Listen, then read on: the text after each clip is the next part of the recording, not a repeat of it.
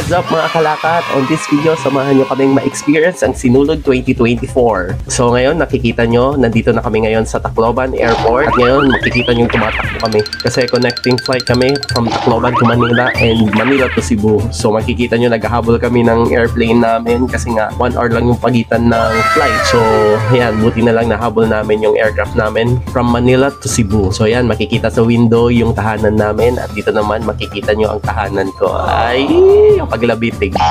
So, ngayon, nandito na tayo sa Mactan, Cebu International Airport. Konting picture-picture na muna kasama yung nag-iisa kong girlfriend at saka yung anak-anakan namin na si Pawi. So, yan. Makikita nyo naman ang pagod namin dito. Pagod at saka puyat kasi kulang kami sa tulog. Mahabol lang ang flight namin. Yeah! Kunin yung bagahe namin.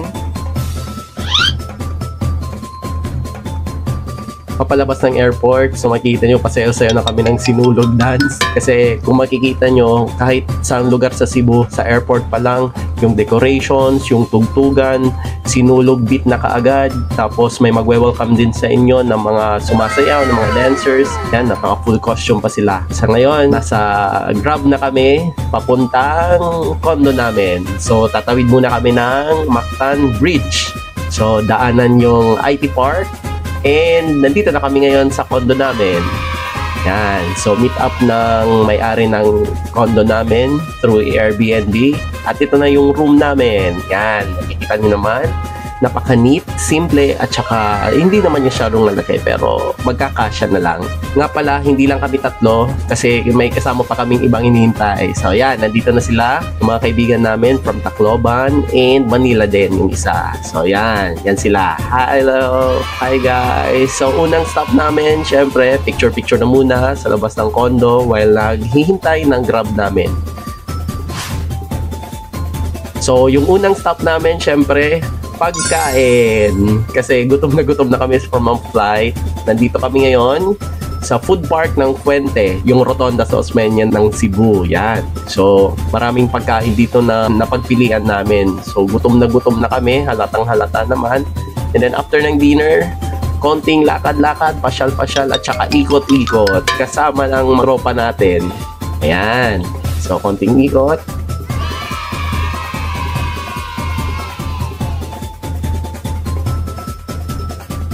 And then, picture-picture din.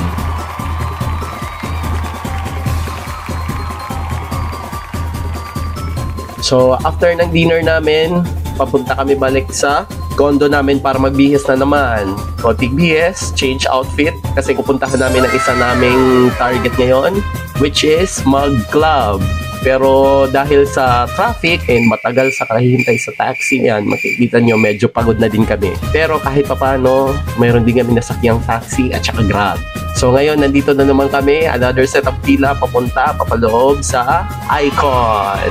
So kikita nyo, grabe yung experience namin dito, nakakalula sa unang pasok pa lang namin. So dito medyo nagpipigil pa din kami kasi marami yung tao, tsaka ang saya sa loob. Dito makikita nyo, medyo nag-i-enjoy na kami. At tsaka may nakikipag-picture na sa amin kahit hindi namin makakilala.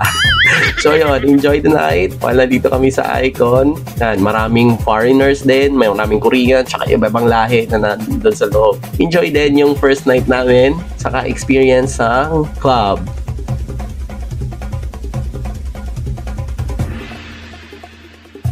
And now, we are on our second day. Slight breakfast, mabilisan lang. Yan, kasi papunta na kami sa second day targets namin na location. Ang saya, kahit saan kalsada, makikita nyo yung daming tao, may nagpa-practice pa, street dancing, kasama na din yung traffic, pati yung mga tao nata-traffic, matagal na sakayan, tapos mahabang lakaran.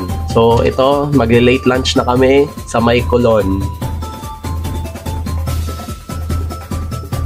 So yan, nakikita nyo naman yung mga tao na yan. Hindi pa yan rush hour, buti na nga lang nakapasok ka agad para mapag-lunch. So after ng lunch, pupunta na kami ngayon ng Basilica. Siyempre, for the second day, gusto namin mag-attend ng mass. While papunta kami sa Basilica, nadaanan namin napakaraming street foods, fruits, and all.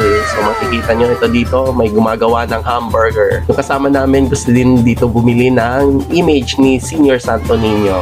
So para dalhin at saka maisayaw namin namin during the Mass. Yan. So, kita nyo naman, ang daming tao, ang daming devotees na nag-attend ng Mass. Kasi ito yung Vesper Mass na na-attend namin.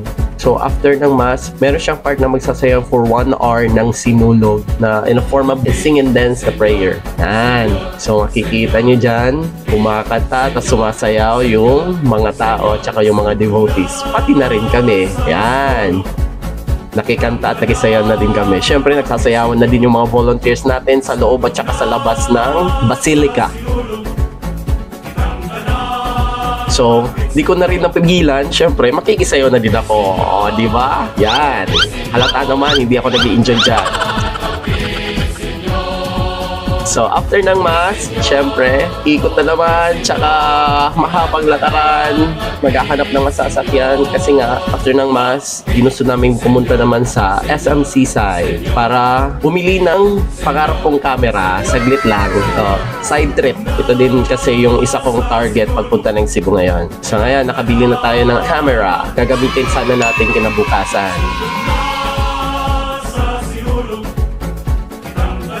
So after namin sa SM Seaside, side trip muna kami for a late dinner sa may El Corso. And after, diretso na kami ng uwi, balik sa condo namin. And on our third day, ready for get up na kami. Suot na namin yung sinulog shirt namin. Yung coverage nga pala nito is 4 na taon or 4 years. May nakalagay dyan SY 2024 to 2028. Ang meaning pala ng SY ay sinulog year. O, di ba? Bongga, magagamit namin siya ng 4 years. So, ito na. Nandito na kami ngayon sa SM City kasi nga mag-late lunch kami and then sasakay sana ng bus from SM to SRP kung saan yung venue ng sinulog parade. Kaso nga lang, unfortunately, grabe talaga yung traffic papunta doon. So, 2 oras yung pila namin makasakay ng bus. Makikita nyo dito, 1 oras nang hindi umaandar yung bus namin. Kaya we decided na hindi na lang tumuloy manood ng sinulog parade kasi it's too late na. Wala nang oras, hindi na namin maabutan yung parade. So, we decided to go to Ayala na lang. Transfer and change of trip na lang. Sikot-ikot sa Ayala. Ang dami-daming tao, kahit mga hayop, nakikipagsinulog din. So, at this point ito makikita nyo, nasa rooftop kami ng Ayala and na-witness namin yung fireworks display nung 9 PM. Ayan. Diba? Ang saya-saya.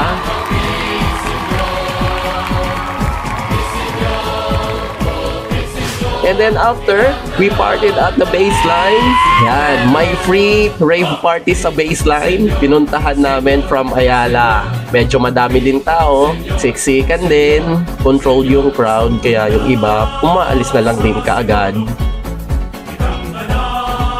Kaya kami medyo nabitin, umalis na lang kami. At saka mapapansin nyo dito, sumasayaw-sayaw na lang tayo. Kasi nga nabitin tayo, hindi natin mapigilan. Gusto man natin mag-party pero kailangan na nating umalis. Dito na lang tayo, giling-giling while papaalis.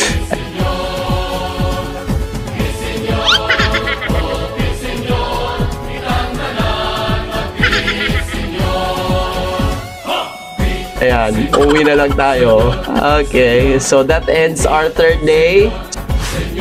So dito nagtatapos yung journey namin sa Sinulog. Masyadong bitin pero enjoy naman kahit paano. So that was a short trip pero di namin malilimutan yung experience. So at this point in time, naghihiwa-hiwalay na kami. So ngayon sakay kami ng Grab at saka first time namin ma-experience na makasakay na yung Grab driver namin ay isang babae.